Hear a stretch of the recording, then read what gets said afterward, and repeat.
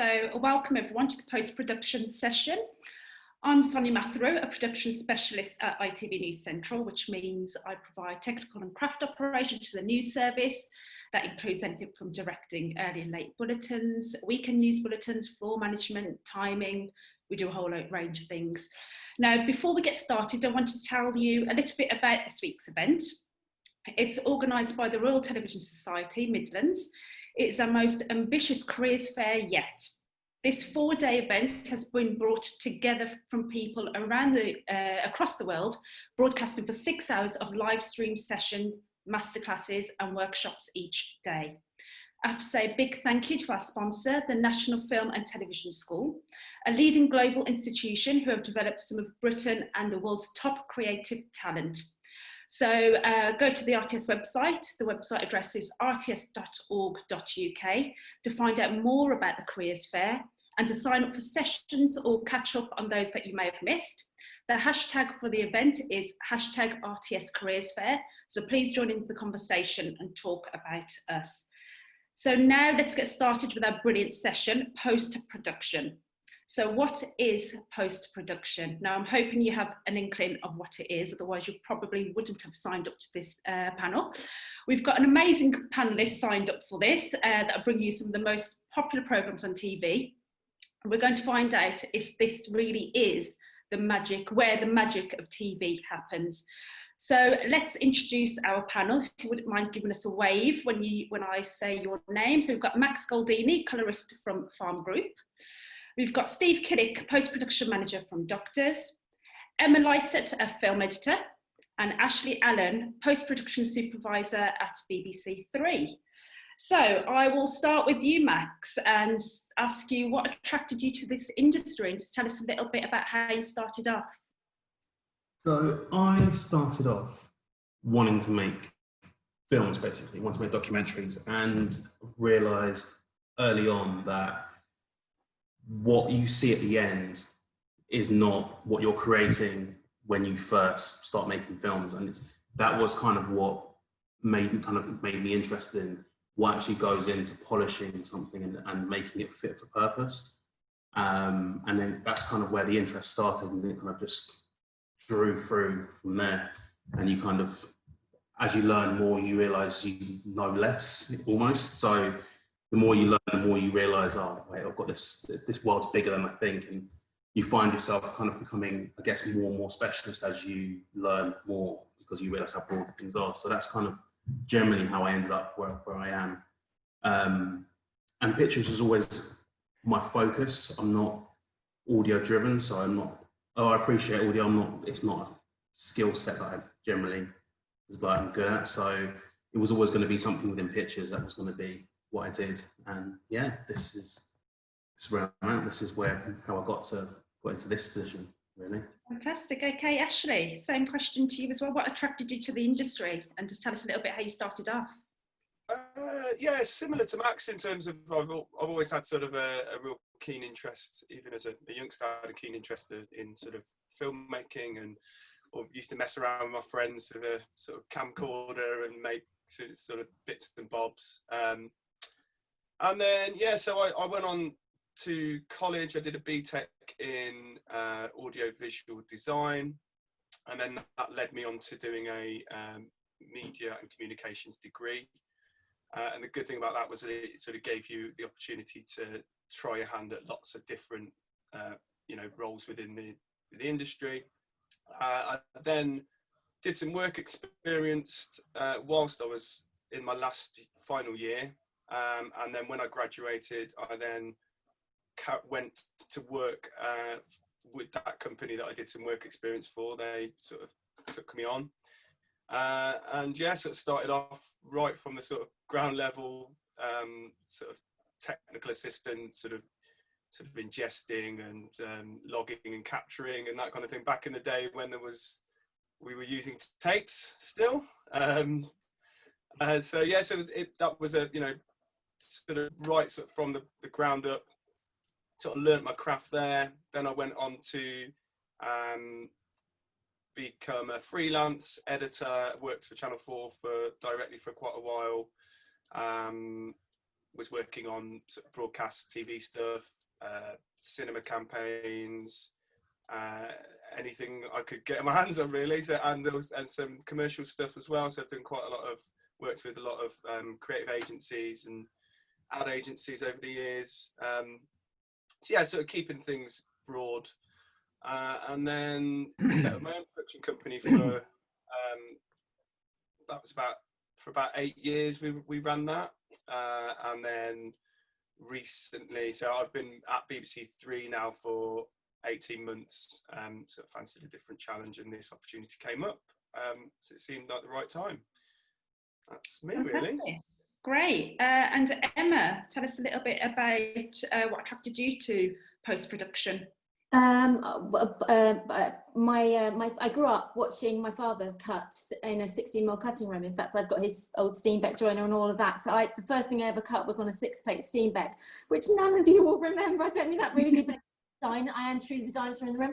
So, but I loved the storytelling of film. And also, when I was around, my dad had a lot of, that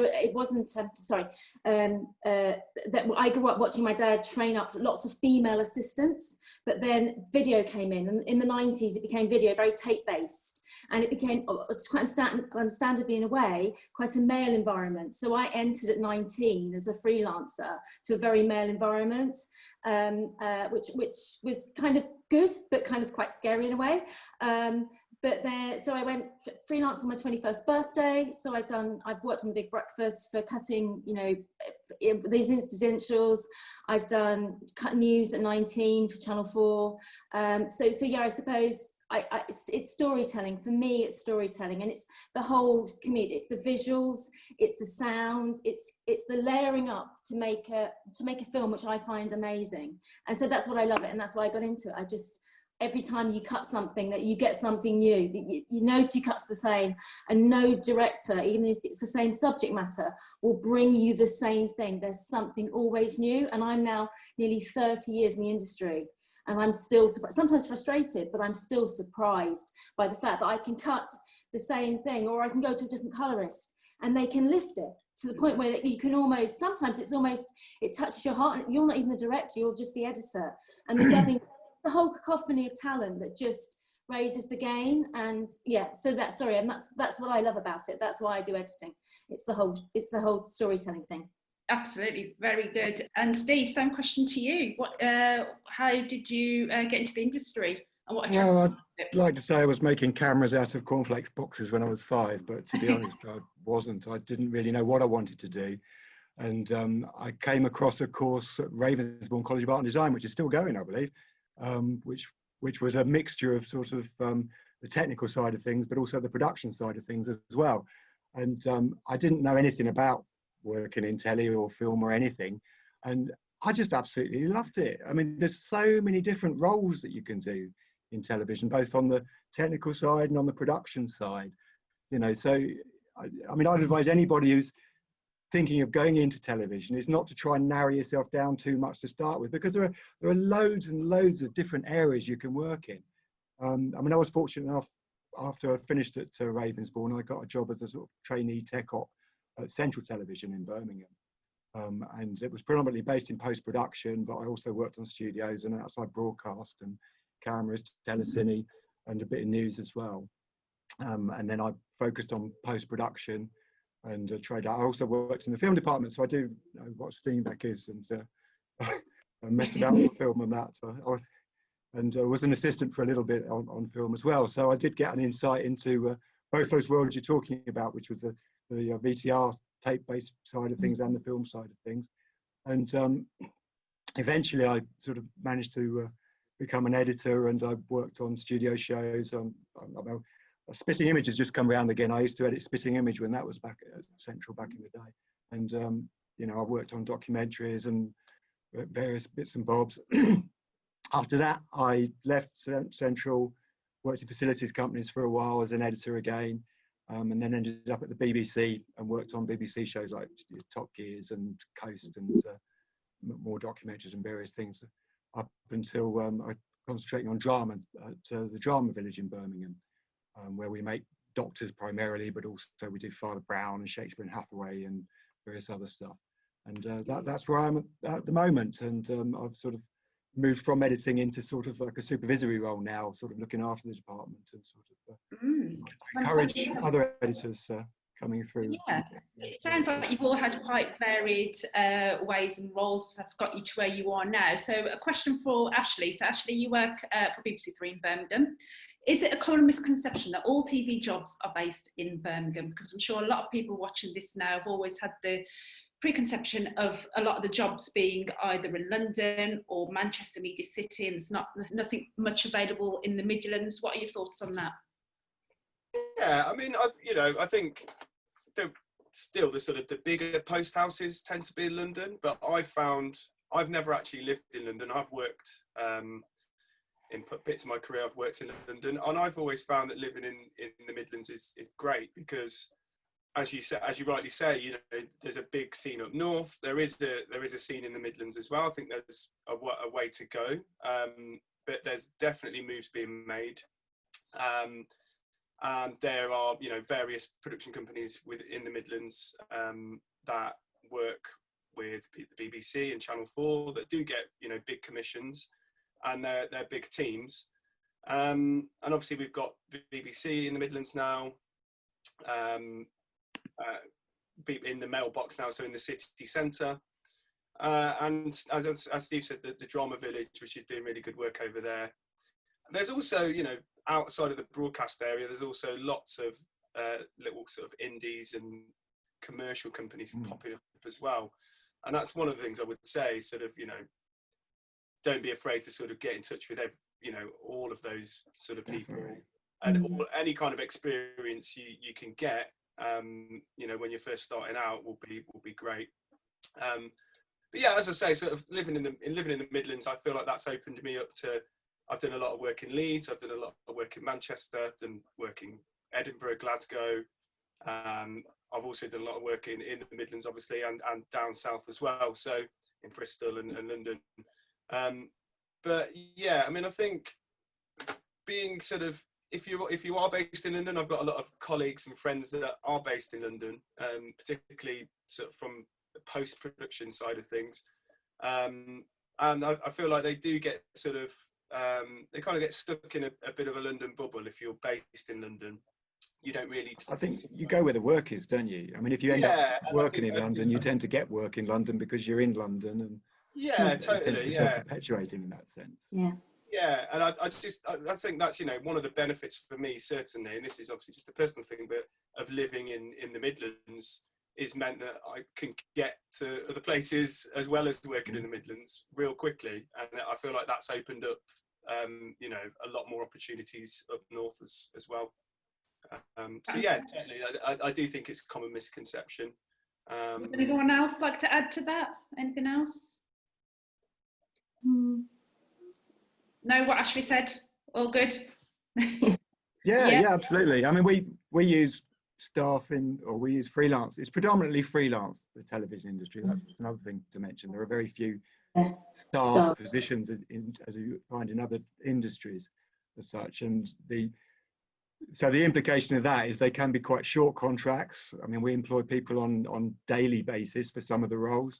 They'll just come in for a day, like colorists, for instance. They may just come in for a couple of days or whatever, and editors will come in for the duration of an edit, which can be anything from sort of 9-10 days to for documentary making. It can be a lot longer than that. It can be sort of 6 weeks or several months, and on bigger productions it can be many months. So the knock-on effect of that is, as a freelancer within the television industry, you do tend to end up moving around to where the work is, which is, it is a lifestyle choice. I think people have to bear that in mind if they're looking at our industry as somewhere they want to go. You have to be flexible in terms of, if you can base yourself in one place and get enough work to be there, then that's great. But you may well find yourself having to travel around the country to other areas where work suddenly becomes, because it does change. I mean, when I started off, there was a lot more in Birmingham. Central Television was quite a big employer, and the BBC was quite a big employer, and there were a few facilities companies, production companies around. There are still production companies in Birmingham actually making some good work. I mean, there's a company called Manor that they make Gadget Show and Travel Man and sort of various documentaries. So there's other companies up in Birmingham as well. Yeah, you've got like Seven Wonder, I think, are now just called Wonder. They're doing prime time stuff for Full Fat. Yeah. I know obviously you mentioned North One, but there's a lot. There are a few companies, and I would say to anybody that is looking, that's based in the Midlands, that's looking to sort of get some experience, just hound those companies and try and get your foot in. Yeah, it is about getting your foot in the door, and being, not being completely blinkered about what you want to do. I mean, if you've absolutely got your heart set on a particular role, then yes, be focused and chase that, but be receptive to whatever else is going around, because you might not get your ideal job to start with. You might have to get there via other roles, but it's about making contacts and getting into a place, a production company or whatever, who will have their own equipment, for instance, and then sort of branching out and seeing where you can go. Yeah, it's worth mentioning as well that BBC have a great sort of traineeship schemes available, and it's definitely worth, if you're just starting out, sort of looking at those. Yeah, because definitely. they offer fantastic training, which I don't think you sort of get anywhere else really in terms of that sort of level of training. And obviously, BBC being as big as it is, there's you can sort of keep your options open and do attachments and that kind of thing, and just sort of try your hand and figure out where you fit into the industry and what you ultimately want to end up doing. Great advice, guys. Thank you very much. Max, I'm going to come to you and ask you, can you tell us and everyone else what a colourist is and what got you into this role? So our responsibility basically it's what the picture's going to look like at the very, very end. So we're heavily involved with the camera department, with the overall creatives, and generally with editorial. We'll get notes from editorial early on about scenes that maybe aren't working because something wasn't shot well, or because there was something missing, or they may have missed the shoot. Like a common thing is, there'll be a day they've missed or a day they didn't get, and it will be things like sky replacement. So they're all things that we're trying to preemptively plan for. And our job is basically just to kind of once the edit, the storyline is locked. So I guess once Emma's finished her job, it would then come via conform to us, and we would put it back together again using the original rushes, and then start to pitch and master that. So we're looking at color, we're looking at texture, we're looking at anything that may be a technical issue on site. So if there was an issue with the camera, we might have to fix pixels. We may have to, like I said, replace skies. If it's a commercial project, a lot of the time, the creative will have, there'll be people involved, there'll be like agents, and there'll be an agent for product that will be involved who will want to know things like how that product is exactly like what they're trying to sell. So you get a lot of, I would say, commercials. I would say if you are going to get into this, short form is the best playground for that, whether that's music videos or commercials or that kind of stuff, because you're dealing with a smaller product, a smaller project, but the detail is really finite, and you're dealing with people who are very detail orientated. So you're going to be doing a lot more beauty work, you're going to be doing a lot more fixing, and you're going to be dealing with a lot more problems, which is kind of what you want early on. You kind of want that's your knowledge base. Like when everything's going well, everything's great. It's when things go wrong that really, that's when either you're professional or you're not. It's when that's when it's really a case. And going back to like what you were saying about being in places where, like the BBC, where they train you well, that's just it. That's almost the most important thing when you're coming into it, is that you are in an environment where you're exposed to as much as possible, and you're exposed to people who are good at what they do. you fundamentally want to know what you're being told is correct, and that you're being exposed to enough different projects and enough things going on, technologies, creatives. You're in the middle of that world. So you want to be in an environment where you have all that you have that early on, because you don't want to get into a full sense of security and then get 3, 4, 5 years down the line and all of a sudden be exposed to these things, and that can be a real rattle to kind of get rid of afterwards.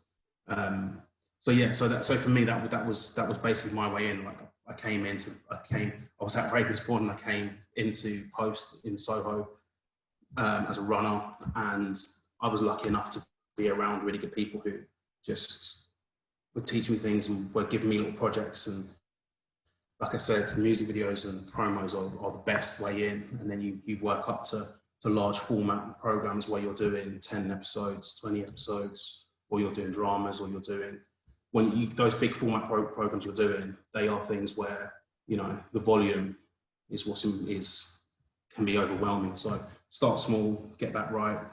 That's the way. That would be the best way of kind of, and that's effectively what all the colorists is doing. They're just making sure the end product is fit for purpose, picture wise. That's our priority, really. Great, thank you, Max. Emma, I'm going to come to you and ask you, you've been freelance since you were in the early 20s. So has this shaped the genres of productions you've worked on, and how do you pick your jobs? Yeah, it absolutely has. As I said, I started on news, and actually saying it's not kind of the same thing, but exactly kind of what Max just said, which is starting on news enabled me to make editorial decisions very, very quickly, and to cut something right down. So you've got 3 minutes, 4 minutes to get everything in there, and you've got a very tight deadline. And so and the turnaround's really, really quick. So it was daunting at that age, but actually it was really good training. And it shaped the genre in the sense that when I started, so it was news, and then it was also very I did a lot of current affairs, and I did a lot of very historical documentaries that were led, either script led, so you had a script and you shot for script. And so that was one genre. And then I moved into OBS, which is like masses of material. And you to say you find the story in it, it's a far more organic storytelling with observational filming than going out and knowing exactly what because you're watching somebody's life and it can swap all over the place. How I pick jobs now and how I pick jobs actually on the whole is it's personality. Being in a cutting room with somebody, I spend more time in a very small room with people very vulnerable. Because if you think about it, you know, as a director, you've gone out, you've got this idea, you've shot it, you know, the weather can be bad, everything can be out of your control, and you have an editor sitting there and you've got to show an editor your work. It's quite revealing, and it's quite, I always think it's quite a brave thing, but quite a personal space. And so you've got to be supporting, you know, you've also got to know you get on. You know, some people, it's a personality thing. So you're there to support, and so you have to go on with people. And then also it's subject matter.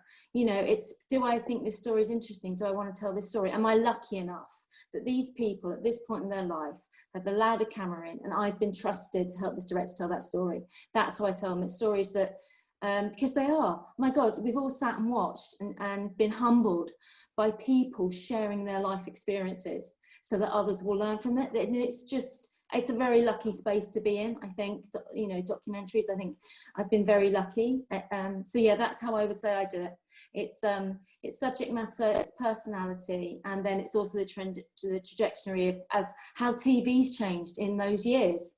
You know, when I started, you couldn't, when pop started, there was a finite length of filming. Then everybody went out with DVs and just shot, or we used to call it, no offense, kind of just hosing, because everybody could film. So you as an editor had just reels of stuff to come back. And now you've got amazing people going out. The talent coming through the colleges and national film schools is just phenomenal and so exciting to see. You know, there's so much talent out there, and in so many forms, because they're cutting at home.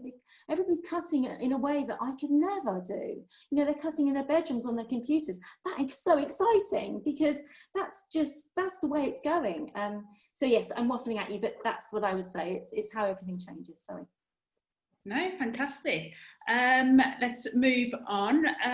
Now, I know I'm guilty of this when I'm watching it and my husband gets really annoyed with it. Do you ever look at other programmes and think, oh, they should have done this, they should have done that, why have they cut it like this, or that was a bit of a dodgy edit? Do you guys have that when you're watching a film or a drama or a programme on TV? What are your thoughts on that?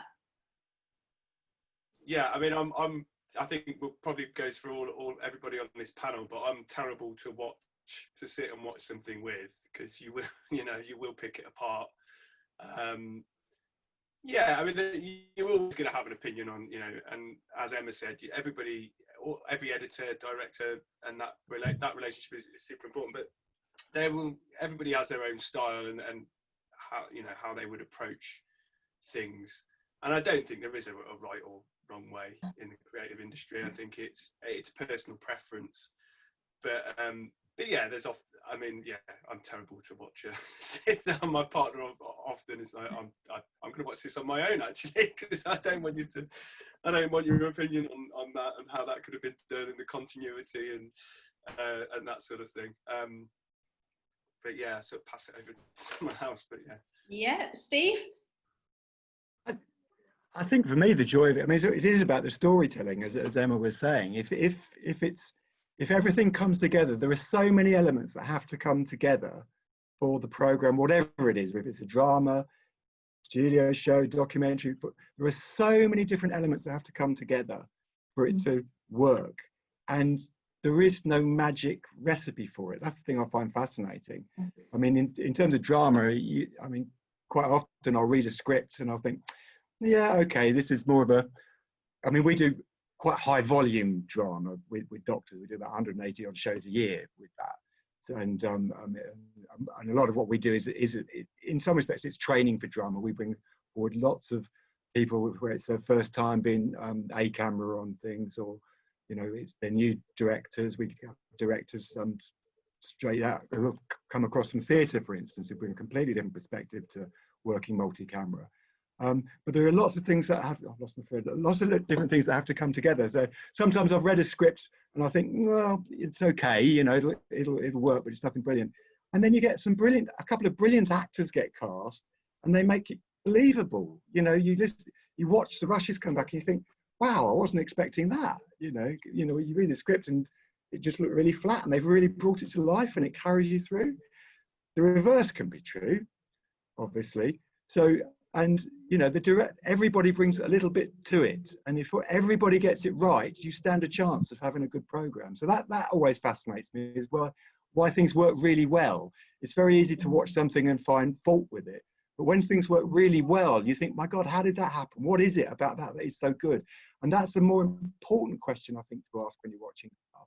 What really worked well on it, than just saying, continuity. I mean, you look on Internet Movie Database and you look on the trivia and people are picking up stupid little things. You think, it doesn't matter. Oh, people love to do that. Did you believe the story? Did you follow it through? Did it grab you? That's the important stuff. Did it? Yeah. I think that, just picking up from that as well, it is the part of the industry which is the most kind of, your job really, I guess, in every stage is to make what you've done not apparent. So you don't want people to notice cuts. You don't want people to think that there's been a big change, like what Max does. You don't want them to know that Max has spent hours and hours making sure that each shot matches the next one, and that it all looks consistent all the way through. The same with sound design. I've done a massive amount of sound design during my time, and that is one of the most kind of thankless tasks, because the whole point is that you don't want people to know that it's there. For most of the part anyway. Sort of big Hollywood things, obviously it's slightly different, but yeah, you sort of people, the viewer doesn't necessarily wouldn't know how much work goes into the fact that you've made a room sound like a room, or you've made a street sound like a street, or and as Steve was sort of, I'm sure Steve, you create that world, Ashley, don't you? And that kind of thing. I don't think people even a lot of the sort of general public wouldn't even know that we do stuff like ADR and that kind of thing. So, you know, it is one of those things where you have to absolutely love what you do, because it's one of the most thankless parts of the industry. Yeah. I mean, like you said, people always tend to pick up on the mistakes, or that was a dodgy cut or edit, rather than, like you've all been saying, it's just a nice, good, seamless edit. People think that always seems to go unnoticed, and you know, a lot of work goes into that, really, doesn't it? Yeah. It's our job for people, you know, so to make sure the audience doesn't notice what we've done ultimately. Yeah. That when you're cutting, it's like doing the sound work to hand an edit across, you know, the old-fashioned way of track laying. You know, that the number of people say to me, "My God, you fully track lay," because it is to make sure all those room atmospheres, so that when the dubbing, because actually sound is so key. You know, I know, and forgive me, Max, I'm probably going to say the wrong thing, but if you mess the sound up, I can't get it back. But if I've got the pit camera running, I can make something of that. And the number of times they just say, "Oh, somebody can boom it, somebody can this, somebody," it's like, we need the sound. Can we please value the sound recordists? Do you know what I mean? Fix it in post doesn't really work with audio, does it? Just do. I mean, I know that some dubbing mixes, when they get it right, and it's beautiful, because there's a tenderness to a good sound mix that can just raise a documentary. And actually, it's really weird, because as you say, only I would know it, because only I remember what I track laid. But it brings a whole, as Stephen said, it creates this whole thing that envelops you and enriches the experience, which is what the audience enjoy. Anyway, that's it. Yeah, because every stage brings something to it. You know, I mean, as you say, you start off as you. Well, I mean, it starts at your assistants. You know, when the rushes come back, that sort of the stuff, particularly with documentary, the way stuff is labelled up just makes the job easier for the. Oh my God! Organising the project. Worth their weight in gold, right? Yeah. So it starts between post-production. It sort of starts there. I mean, obviously, you know, as Max alluded to, hopefully you get involved with the production side of things before the shoot, so you can be involved in advising them on how they're going to shoot stuff, or you know, at least you're aware of that and anticipating any problems that are coming through. And then each person in the chain brings their skill to it and helps with the storytelling. You know? Yeah, it's nice. It's good. It's a good team thing. Without one of us ever meeting, like I don't always meet the dubbing mixers anymore. Do you know? Sometimes you just don't. But it's this massive team effort, and you're just like, not thank you, because it's not done for you, it's done for the bigger thing. But it's quite lovely. Do you know what I mean? That we all do our little bit. Yeah. You rely on everybody bringing that skill and working really hard at their area. And, exactly. And on the good productions, that's exactly what happens. Exactly that. And as you said, the other thing, what I love about it is because we're all different. As you said, Max, we can all cut something differently, but we all have our own little flavour. So it's all unique to us. So you'll grade something in a way that somebody else will, but it's just quite lovely, because it means it's personal every single time. It's that weird personal touch, because it's like our signature. You know what I mean? It's quite nice. It's like a perspective thing, isn't it? It's one of those things where you look at it and you kind of go, okay, I know what I can do with this based on what this person's given to me. But what that person's given to you, they've, in a weird way, kind of not necessarily thought about you, but they've thought about the end product enough to know that they've done a few things for, like they might have gone, you know, I've given you a few different options for this shot because I thought this one was really, really nice, and this is the reason why. And you'll get like editorial notes through, and you'll be like, oh, that's such a nice little touch that you've got this little story right of going, this is, and you think, oh, okay, this is, and going back to like looking at other people's work, I guess you kind of, more than anything else, you look at other people's work and you go, that's really clever. That's such a, I wonder how they did that. And then you find yourself on your phone at night going, I wonder how they shot this. I wonder how they actually did this. I wonder how they made it sound like that. And I think I spend way more time looking at other people's work going, what? How have they done this? Totally. But it's still picking it apart. So it's still and like you know, not great to watch things with, because I'm pausing things, kind of going, how have they done that? You know, it's every day's a school day, isn't it? Yeah, totally. That's what's so wonderful. Great. Thank you for that, guys. We just shortly have to just quickly move on, because we're coming to the last 5 minutes of the session. And we just want to go through some of the audience's questions. So let's have a look. So Jamie asks, which software do you mainly use at your jobs? I started to hit film to learn the basics and have moved to Premiere Pro in the last year, but I'm thinking of moving to DaVinci Resolve. What are your thoughts? Do you want me to pick that one up? Yes, please, Ashley. I you know, back in the day, I trained initially on Avid and then used Final Cut, and then now I use the Premiere Pro suite. And I know Resolve, you know, for a free piece of software, is NLE capabilities coming on leaps and bounds. What I would say about that, and I'll keep it brief, for me, I always use the analogy that it's like being in somebody else's kitchen, right? So you're a chef, you are tasked with making an omelette. You've got all the tools there. All the NLEs are very similar in terms of you can pretty much do the same thing on each one. It's just the utensils that you use, the tools, the frying pan and whatever might be in a different cupboard. The spatula might be in a different drawer.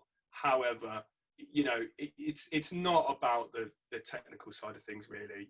You want to speed up. You will choose your preference. You want to be a fast editor. That's what will, get you jobs eventually. But equally, that it's not necessarily about the tools you use. It's about the knowledge and the experience you gain in terms of storytelling and how you put a narrative together and things like that.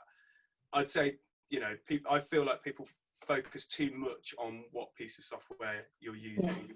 Now, obviously, it also means that you do obviously also have to think about what sort of genre you're going to be working in, because a lot of big production companies still use Avid and Avid suites. A lot of the smaller production companies, the commercial, we personally, the BBC Three, we use the Premiere Adobe suite. However, there's other parts of the BBC that use Avid, there's other parts that use their own bespoke software, etc. I just wouldn't get too hung up on that. And I think actually getting the experience of storytelling and putting something together is much more important than focusing on what software you're going to be using, because they're all pretty similar. Yeah. Thank you, Ashley. Just moving on to the next question. Emma, this one's for you. How would a freelance editor start to make some pocket money as well as getting recognition? Oh, crikeys. How would you start to get some pocket money?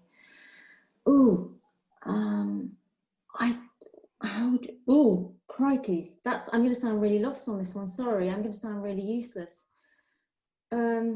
I suppose it's one of those in the current climate as well. We're in COVID-19. What would the advice you'd give to those looking to start out in this industry? Okay, I suppose what the advice I would give is to, and it's a long haul and sometimes you can get lost, but in a way do what I did, which is I started running. I went to a facility house and started running, and then started cutting as I ran. Now I know that's a long time ago, but there were fewer facilities then, and actually it's really nice that when I go to the farm and when I go to Envy and when I go to Evo's and when I go to Halo, they have assistants that come in and sit with me, runners, to learn from me, and there are programs inside them. So I would say do that, and what do I know, but I'm sure if you're editing, you're going to be at home wanting to edit anyway. See if you can talk to directors or young directors that are maybe cutting something and say, look, if you give, maybe I cut something the weekend for you if it's not definite. And I know it's kind of, because everybody does, but in a way you kind of give a little bit away to hopefully get something back. And that may not earn you. I know it's not the way, and it's probably not politically correct to say, but you may get a bit of experience by helping. I helped a guy out from LA who worked one weekend. He flew in and I did this animation thing for him, and I got work after that. So I suppose what I'm saying is, start running, which then, as Steve says, you may learn actually you love a completely different area and it's not editing, and then just try and say, look, I've got a little bit of kit, I could do something for free and maybe get something back from it. It's probably not ideal, but that's what I would say. Great, okay, well hopefully that answers our next question in a way, in terms of how do you get work experience, and is there a portfolio show reel needed? Would you then just coming from the back of that, advise that people start running rather than getting a portfolio or show reel together to show prospective companies, BBC, ITV, I think actually, I never did showreel, but I think that the guys are so, I mean, I've looked at them to do with students and things coming up, and they're so on it, and they obviously do make them. I think it doesn't hurt. It's a visual thing that we do. I would say absolutely running. I know that the Garden set up the scheme with Channel 4 for assistance, which was really needed. We need edit assistance, and it's fantastic. It's still running. They are now cutting. Many of those guys that started on Scheme 1 are now running and BAFTA nominated. They are rocking it, both male and female. I believe Dragonfly do the same thing. I'm sure you guys do things in the BBC, but I'm just talking about independents that are doing this. I know 72 Films back it. But Steve and Ashley would know far more about that. But I would say try and find a company that do a scheme of assisting if you want to edit. And also, yes, you know, failing that, try and get into a facility because it is competitive and it is. But that's what I would say, my love. Yeah. So yeah. Thank you. And probably our last question, because we've got about a couple of minutes left. What would your advice be to someone who is interested in editing feature films and has no credits apart from student and commercial work? How does that differ from editing? Is that to me? No. To anyone. Ashley, do you want to pick that one up? Any advice for someone interested in editing feature films and has no credits? I mean, I've done sort of cinema campaigns, so things for sort of trailers and things like that. I mean, features is quite a hard thing to break into. However, you know, echoing what Emma says, I've got some colleagues and friends that edit feature films.